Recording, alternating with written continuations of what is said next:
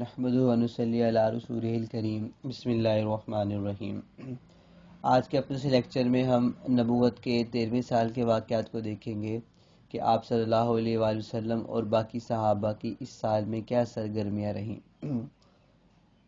اب تک جو ہے وہ 2 بیعت ہو چکی ہیں، ایک سال 11 میں ہوئی تھی اور دوسری 12ویں سال میں دوسری بیعت ہوئی تھی۔ پہلی بیعت میں تقریباً 6 سے 8 لوگ مسلمان ہوئے تھے اور دوسری بیعت میں 12 کے قریب جو ہے وہ صحابہ مسلمان ہوئے، اور جب مسلمان ہوئے تھے پھر یہ لوگ عزم اور ارادہ کر کے گئے تھے، بلکہ ان کے ساتھ اور بھی لوگ عزم ارادہ کر کے گئے تھے کہ ہم نیکسٹ ایئر آئیں گے، اگلے سال ہولی پروفٹ صلی اللہ علیہ وسلم کی خدمت میں، آپ علیہ السلام کی خدمت میں حاضر ہوں گے۔ اگلے سال یعنی 13ویں سال میں یہ لوگ پھر آپ صلی اللہ علیہ وآلہ وسلم کی خدمت میں حاضر ہوتے ہیں۔ آپ علیہ الصلوۃ والسلام مینا میں تشریف لے جاتے ہیں، حج کا موقع ہوتا ہے، اور ایام تشریق کی درمیانی رات میں یہ اسی جگہ ملاقات کرتے ہیں جہاں انہوں نے پہلے ملاقات کی تھی، یعنی مینا کے مقام پہ۔ اور اس بیعت کے اندر 73 لوگ شامل ہوتے ہیں اور 73 لوگ مسلمان ہوتے ہیں۔ ان 73 میں 73 میں مرد اور عورت دونوں شامل۔ اس کے بعد خواتین میں سے اسماء بنت عمر اور ام عمارہ رضی اللہ تعالی عنہ وہ اسی سال مسلمان ہوتی ہیں، اسی بیعت میں مسلمان ہوتی ہیں، وہ بھی بیعت مدینہ سے تشریف لاتی ہیں، آپ علیہ السلام سے بیعت ہوتی ہے اور وہ بھی مشرف بالاسلام ہوتی ہیں۔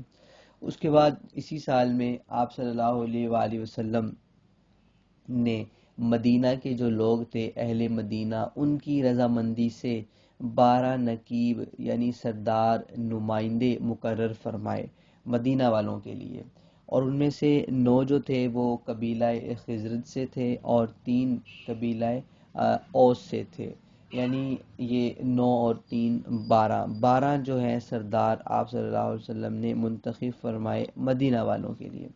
ان کی ڈیٹیل بھی کتاب میں مینشن ہے۔ اسی سال میں ایک روایت یہ بھی ملتی ہے کہ ایک اور بیعت بھی ہوتی ہے۔ اس کے بعد اسی بیعت کے نتیجے میں حضرت معاذ بن جبل رضی اللہ تعالیٰ جو کہ انصاری صحابی ہیں، وہ بھی اسلام لائے، اسلام میں داخل ہوئے، اور ان کی اس وقت عمر 18 برس کی تھی۔ اس کے بعد حضرت ابو بردہ حانی بن نیار رضی اللہ تعالیٰ، یہ حضرت برا بن عازب رضی اللہ عنہ کے ماموں ہیں، یہ بھی اسلام لائے اور احد کے بعد جتنے بھی غزوات ہوئے سب میں شریک ہوئے۔ اسی سال میں عقبہ ثالثہ میں حضرت ایوب خالد بن زید رضی اللہ تعالیٰ اسلام لاتے ہیں، اور جیسا کہ ان تینوں حضرات کا بھی ذکر ہوا۔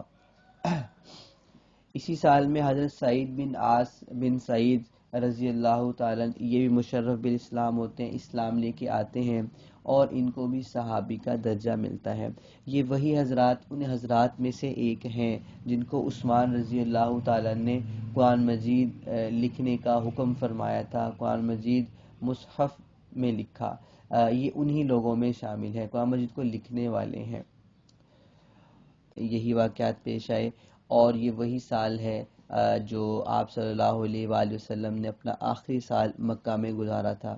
اس کے بعد آپ علیہ السلام کو اللہ کی طرف سے حکم ہوا تھا کہ اب آپ ہجرت کر جائیں، اور ہجرت کرنے کے بعد مدینہ میں کون سے واقعات پیش آئے وہ انشاءاللہ ہم آنے والے لیکچرز میں دیکھیں گے۔